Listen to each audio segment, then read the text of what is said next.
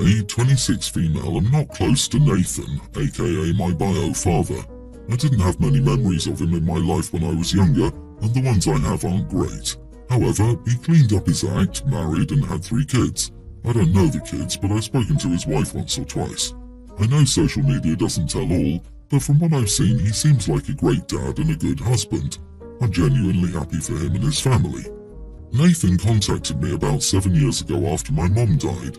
It was just to offer his condolences and ask me if I needed anything to help me with burying her or anything like that. I rejected his offer and I ended up going to school abroad on a scholarship, so I didn't ask him for any financial help later on either. After that, we had some contact, but only a little.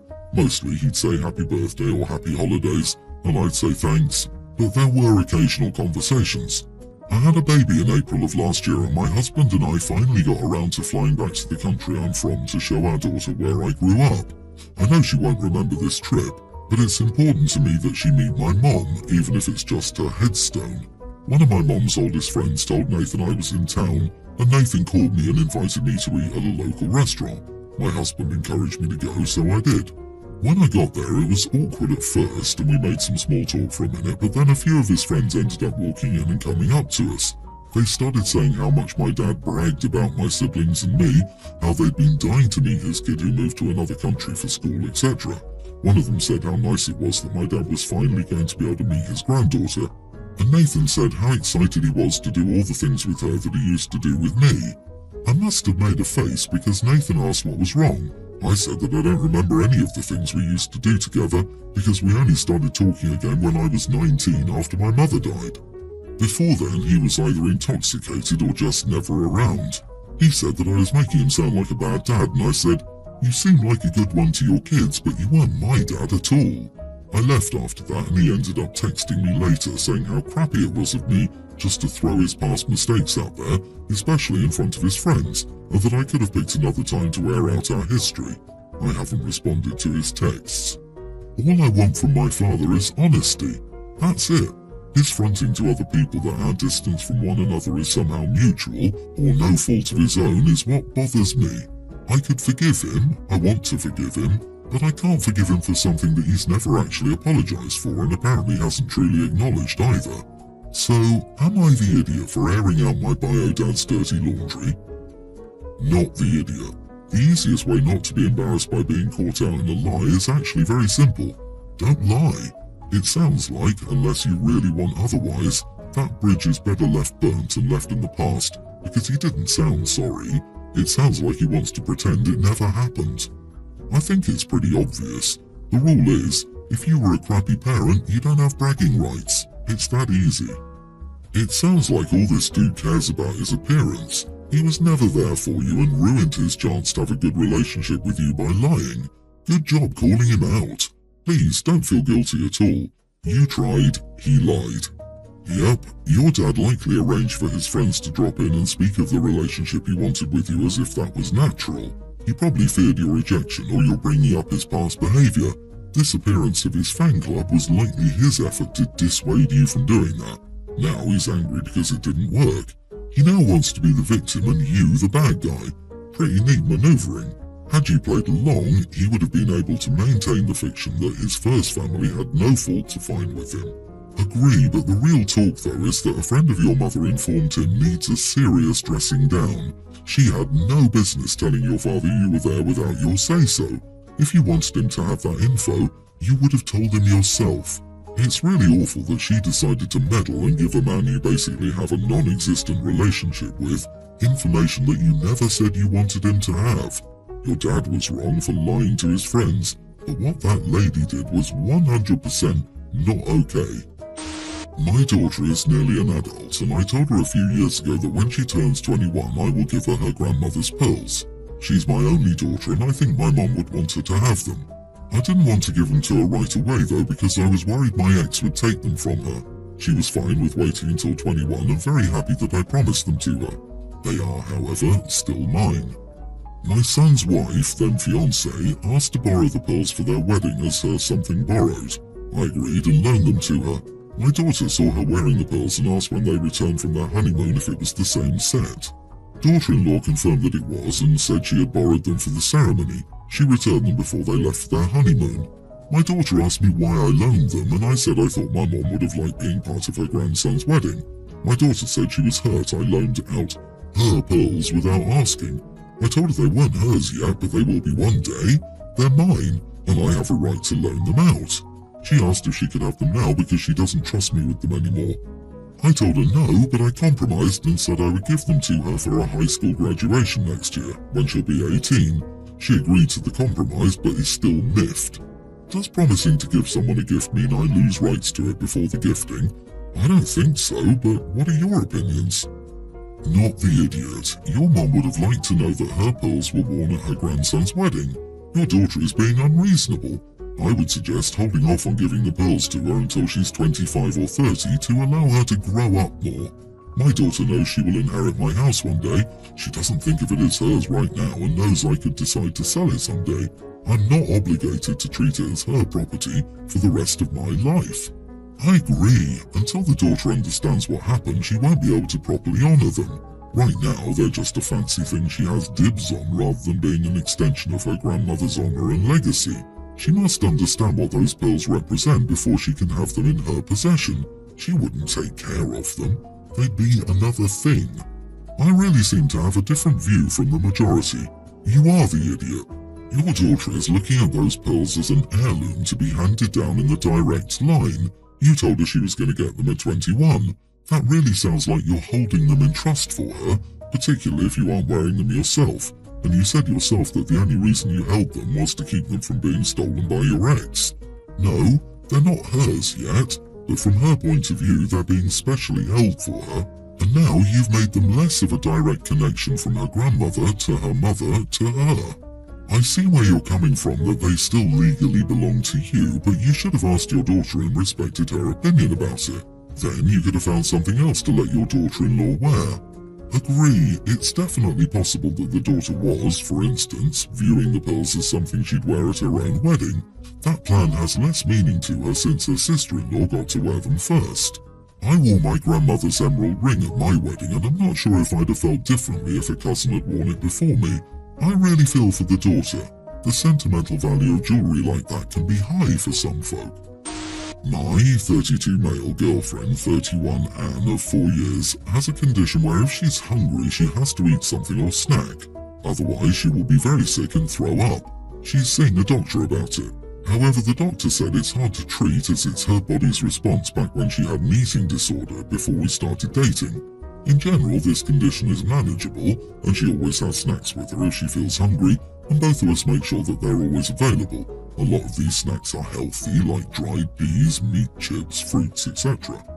Last weekend, my sister invited the rest of the family and us for breakfast as she had some news to announce. She lives in a country house quite a distance away from the shops. She's also asked Anne and me not to bring any snacks since she felt it was disrespectful and caused trouble with her kids. I reminded my sister that Anne has a medical condition and can't go hungry, to which my sister assured us that there would be food when we arrived and it would be ready to eat. Last time it wasn't the case, and the food wasn't ready until 4 hours after, which is why Anne had to snack on her dried fruits. We agreed and arrived in the morning as promised to help my sister. Anne had some fruits for breakfast and coffee. There was no food available but plenty of snacks like nuts, cheese and fruit, so when Anne got hungry and didn't have any snacks and the hot food wasn't ready, she asked my sister if she could snack on the cold food. My sister wasn't happy about it and started shouting at Anne, calling her childish for wanting to eat, and she could wait for the hot food since her kids were patiently waiting. I've reminded my sister that Anne has a condition and cannot go long times without food, but my sister refused to budge.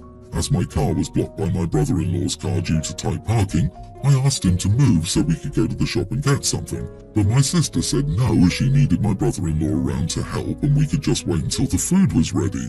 Unfortunately, this delay caused Anne to get sick, so we had to leave soon after the food was ready as she wasn't feeling well and carried on throwing up.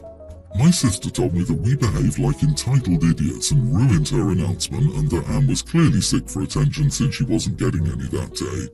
I have reminded her again about Anne's condition and what she said earlier about food being available. I said she behaved spoiled and her actions were harsh towards Anne. She should have just let her snack, so she will not be seeing her or me around until she apologises. However, since then, I've kept getting messages from my brother-in-law's family calling me an idiot. Not the idiot. Trying to dictate when other adults can and can't eat is bonkers. Sister sounds extremely controlling. Clearly she's at fault here and you should be going no contact with her. Ignore brother-in-law's family, as they're only hearing a poisoned version of what happened from your sister. No, screw that. Tell brother-in-law exactly what happened. Your sister is an idiot and caused your girlfriend to get sick. OP should explain it to anyone and everyone his sister tells. Your sister OP is being terrible, like beyond terrible. She sounds like the kind of person who feeds peanut butter to someone with a peanut allergy to prove they're faking. Everyone's the idiot here, sister for obvious reasons. But you also suck OP for allowing your girlfriend to basically be abused by your sister. Since your girlfriend has a legit medical condition, you need to have snacks no matter what. It doesn't matter what other people say regarding food availability, snacking being disrespectful, etc. Dude, you need to build up a spine. And honestly, I would go no contact with your sister over this.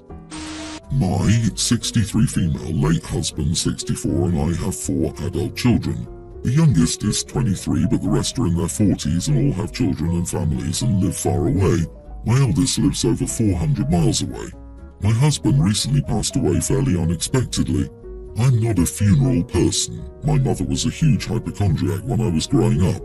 In this day and age, she would be diagnosed with some sort of mental disorder, I expect, as she was never really with it when I was a child. Multiple times a week my entire childhood up until I was 14, I was dragged to the funerals of strangers. She would take my siblings and me to every funeral my mother saw in the paper or heard about from friends, even if it was completely inappropriate to be there. She'd sometimes lie if it was an intimate funeral. We were cousins of the deceased or the family of their dear friend. We'd spend hours there doing nothing at all. Being presented with death so much as a child was quite emotionally distressing. Many funerals we went to had open caskets, as we lived in a quiet Catholic area. It haunted my dreams as a child. A long time before he died, my husband told me once, offhandedly, that he wouldn't be offended or upset if I didn't go to his funeral as long as I mourned him in my own way, but he still wanted to have one. So, before his funeral, my children and I shared a meal, and they assured me it was okay not to come, and their father wouldn't be upset, and they just wanted me to do what was best for me. After the funeral, I received angry emails from friends and relatives of my husband, especially his mother, who is in her 90s, saying I completely disrespected my husband and I abandoned my children. They were inconsolable at the funeral and travelled for it just to be let down by their mother. My children have told me that I have nothing to worry about and that they weren't crying because I wasn't there, but the emails keep flooding in, calling me selfish and telling me I was letting my entire family down and asking if I really loved my husband. It's very distressing and I'm wondering, should I have sucked it up and gone as a courtesy to my husband's family? Am I the idiot? Your husband said you didn't have to go. Your children said you didn't have to go. So you don't owe anything to the people who wrote the emails. Not the idiot, OP. Your husband and children understand. Let me guess, the people that sent you emails aren't that close to you, and that's why they don't have your phone number? Yeah, screw them. Yep, and what kind of people send hateful emails to a grieving widow? They were not privy to the conversations about funerals OP had with her husband and kids, and there is no right to mourn. That says a lot more about them than it does about OP. Anyone reaching out to insult you needs to get a life. They know nothing about the situation, and those kinds of people probably aren't even worth spending the time to clear the air with. Well, she could let them know, if it's any consolation to them, that she won't be going to their funerals either. OP, the only people whose opinions matter are on board with you. I am sorry for your loss. Only you can choose how you grieve. My son Jordan is 27. His stepmom Natalie came into his life when he was 16. His mom passed away when he was 13. Jordan never really considered Natalie as his mom. He refused to let her get close and shut down every attempt to have a close relationship. He even moved in with his aunt months after Natalie and I got married. As years passed, they started reconciling and seeing each other more often. He invited us to his wedding, which took place days ago. We got there and the atmosphere was great until later when I discovered that Jordan had denied Natalie a mother-son dance and instead chose his aunt to dance with him. Natalie told me this minutes later, and I couldn't help but feel irritated and quite upset. I decided to get up and leave, and we both left. I got calls from my family after they saw me leave, and Jordan called later and I told him why I did it. He got mad and said it was his wedding, that his aunt is basically a mother to him, and that Natalie shouldn't expect special treatment. I said it's not special treatment, but a tradition. Besides that, he hurt her feelings for no reason other than to be malicious. He got offended and accused me of ruining his day and causing a scene. Now the family sided with him and said I shouldn't have left no matter what. Jordan never really considered Natalie his mom. So you expect your son to have a mother-son dance with someone he dislikes on his own wedding day? That's a new tradition for me. You are the idiot. Forcing this will only make it worse. I can only imagine you tried to force Natalie into his dead mother's role when he was 16, which contributed to his moving out. You can't force people together.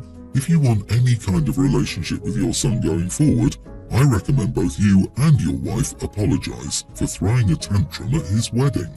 So true. It's called the mother-son dance, not the father's-wife-son dance. He was kind enough to invite you and his wife to his wedding, but your wife had zero right to demand to be treated in any capacity as the groom's mother. She was never a mother figure to your son. In fact, he showed you exactly how he felt about her when he moved out once you moved her into his home. OP's son was honouring his aunt who took him in as a teenager, and all the OP can think was that he was being malicious. OP doesn't deserve to be included in any future life events for his son and his family if he's going to act like an entitled, selfish idiot. OP and his wife need to get over themselves.